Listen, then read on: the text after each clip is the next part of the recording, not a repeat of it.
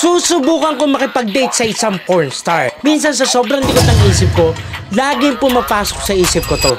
Paano ko ba makakasama at paano ko makakaisa sa babaeng lagi kong pinapanood sa bawal na site na ito? Sino bang hindi makakilala dito sa babaeng na to na laging nasa pantasya ng mga kalalakihan? Mag-iisip ako ng dahilan kung paano ko siya mapapayag.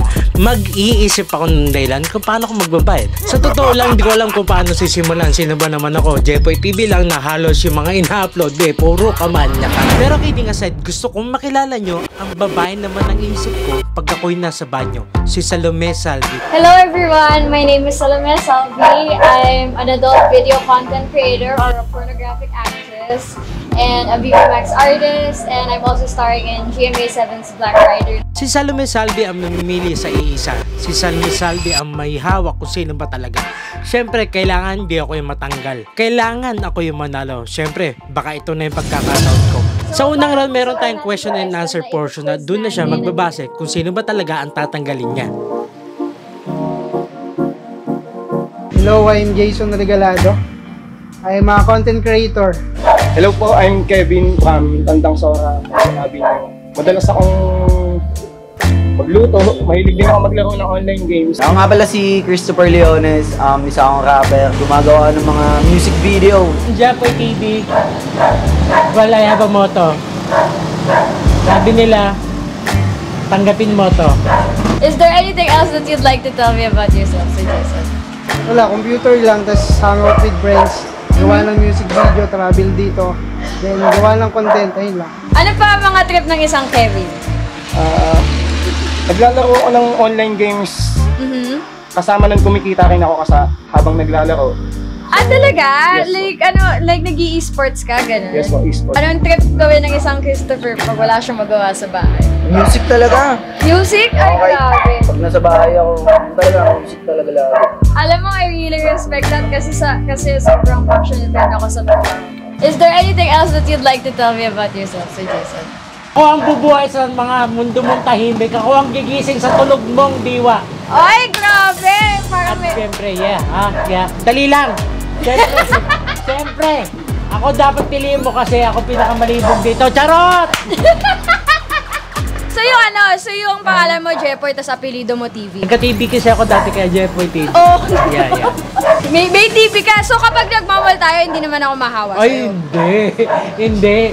Sa ibang bagay ka mahahawa. Ang unang tanong ko po sa inyo, ha? Kung pagkain ka, anong klaseng food ka para makain kita? Siguro, ampalaya. Ba't naman? Kasi kahit mapait ako, alam kong kakainin mo ako. Bicol Express, syempre. Ay, bakit? Habang kinakain mo ako, pagpapawisan ka. Smooth! Pwede! Balot. Huwag mo na lang pansinin kasi medyo mabuhok eh. Pero masarap.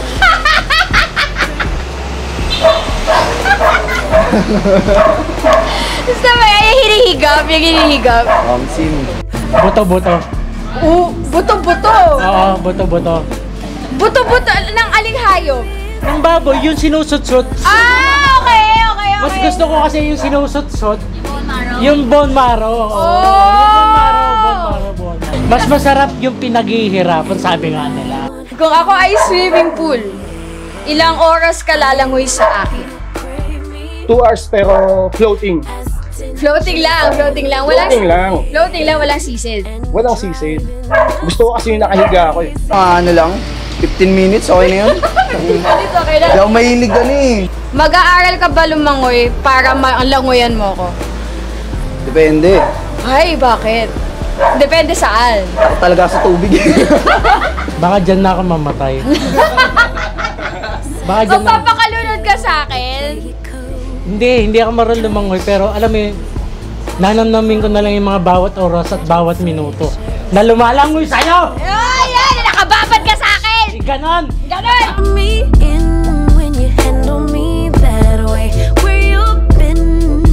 Kung mag-eliminate ng isang unfortunate na contestant. So, for this round, I'm sorry, contestant Jepoy, pero kailangan ko kita i-eliminate sa competition na to. Well, nangihinayang talaga ako kung bakit hindi ako yung napili. Nasobra yata yung pagiging agresibo ko. Malas. Para sa round 2, may physical assessment at endurance. Sure naman ako na palaban yung mga natira. Igantin nyo ako guys, go! Kasi ako wala. Uy, shit. Apex. Oo nga. Nakikita ko lang. Babay ka nga palagi. Pwede pa hawak ng pwede. Sige. Alam. Jason, na po ako sa likod niya. Okay lang po ba? Okay. Okay lang. Oh! 3, 4, 2, parang hindi mo naman nilalaliman. 3, 4,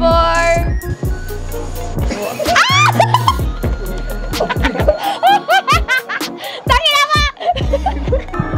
Sorry to say, pero ang natalo po sa round is si Christopher.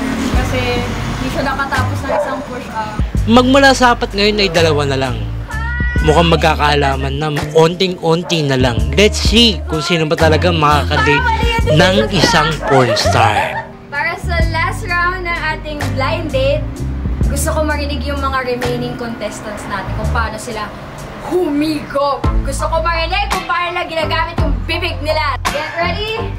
In 3, 2, 1, let's go!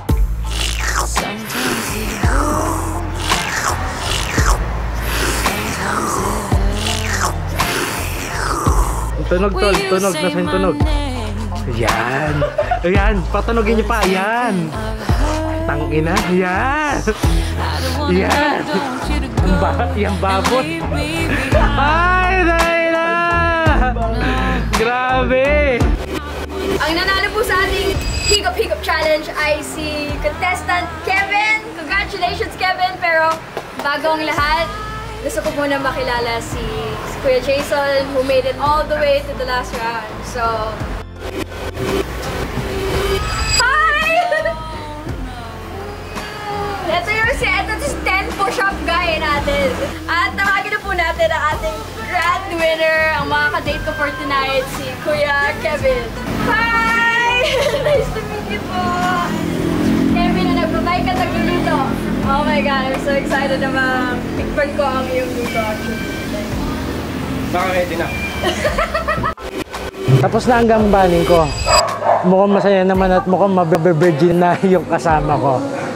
Jepoy TV, dito muna ako.